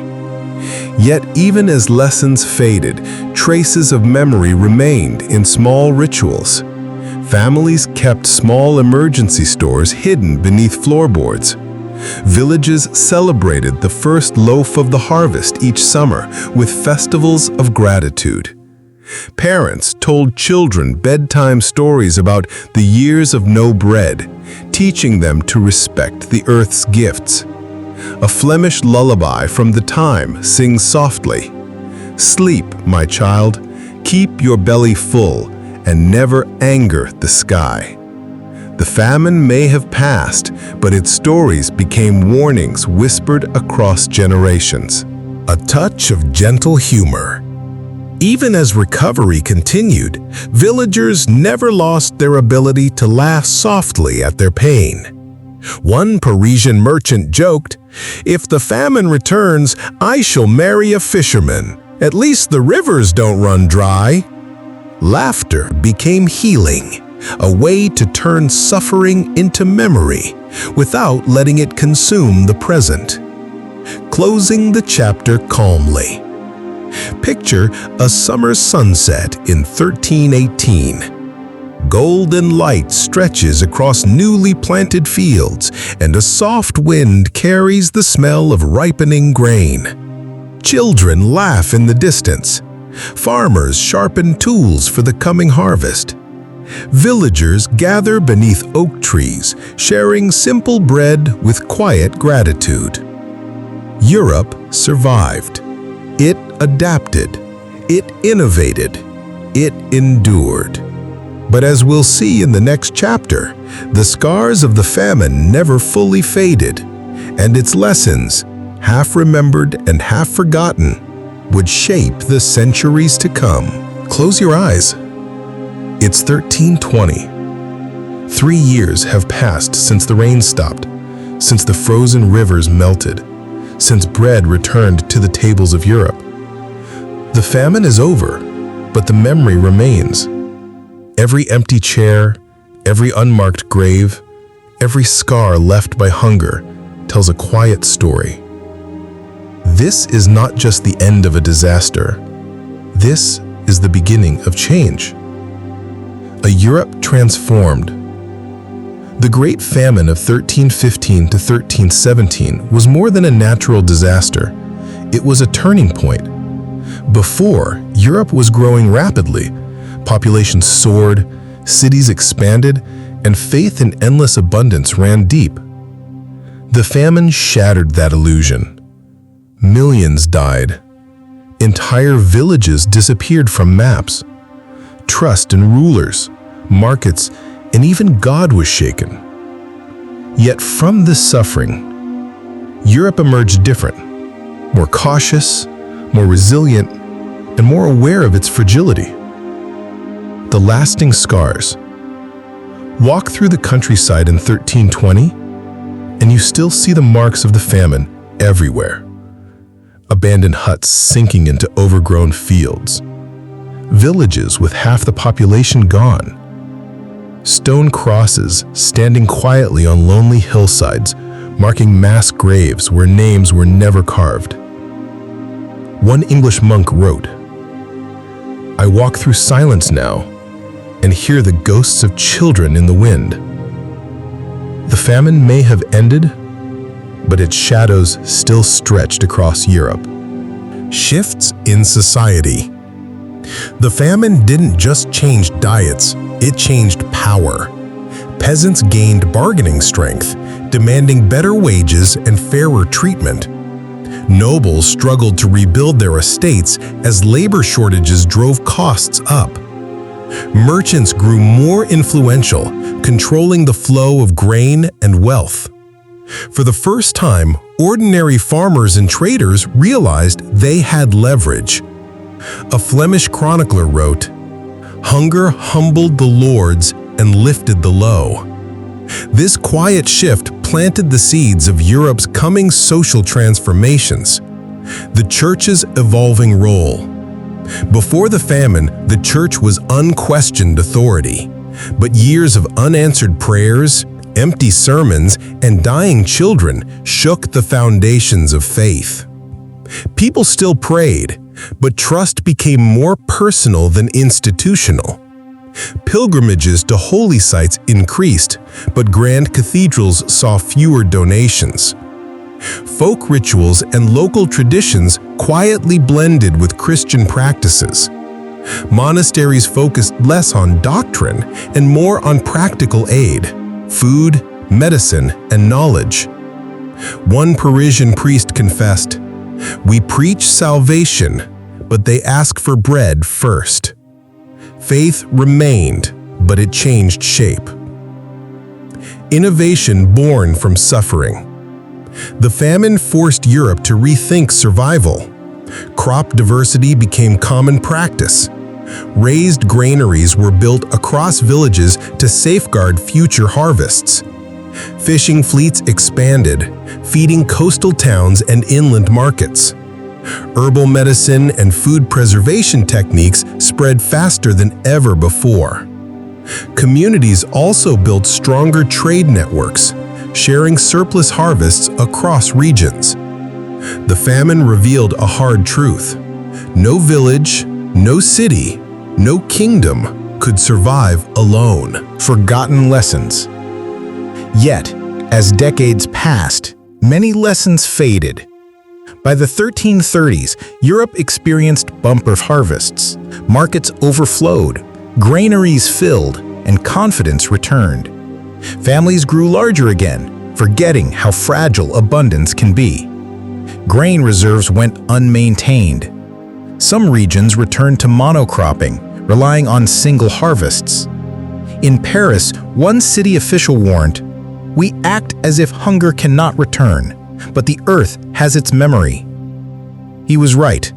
Europe had survived this storm, but another, far darker, was waiting on the horizon. The shadow of the Black Death. Less than 30 years later, a new catastrophe struck, the Black Death of 1347 to 1351. The famine had already weakened populations, leaving survivors malnourished and vulnerable. Trade routes expanded after the famine now carried disease faster than ever. Historians today see the famine as a silent prelude to one of the deadliest pandemics in human history. A Flemish monk wrote decades later, "The rains prepared the graves, and the plague filled them." The Great Famine didn't cause the Black Death, but it left Europe too fragile to withstand it fully. Stories that endure. For those who lived through it, the famine became part of family memory. Parents told children bedtime stories about the years without bread. Villages held annual feasts to celebrate the first loaf of the harvest.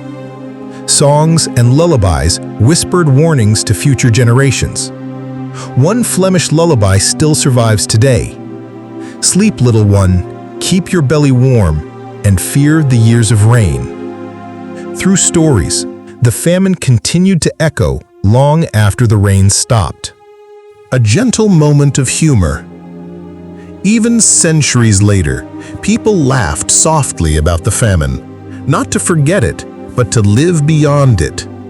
A common Flemish saying from the 1400s went, "Better a dry loaf than a wet field." It carried centuries of memory, reminding people quietly to respect the whims of nature. Lessons for us today. Though centuries have passed, the famine still speaks. It warns us about the fragility of food systems, the danger of ignoring nature's patterns, the power of community and cooperation in survival. The Great Famine shows us that wealth, kings, and armies mean little when the earth itself refuses to give. It also reminds us that humanity endures, not because we are invincible, but because we adapt. Closing the documentary calmly. Picture one last scene, a quiet hill in Flanders at sunset. The fields below are green now, rippling softly in the wind. Children laugh somewhere in the distance, and the faint smell of fresh bread drifts through the air. Underneath that hill, in the silence of old graves, sleep those who never saw the recovery. Their story is not forgotten. Every loaf of bread, every safe harvest, every quiet prayer carries the echo of their struggle. Because history whispers softly, and sometimes it asks us to listen.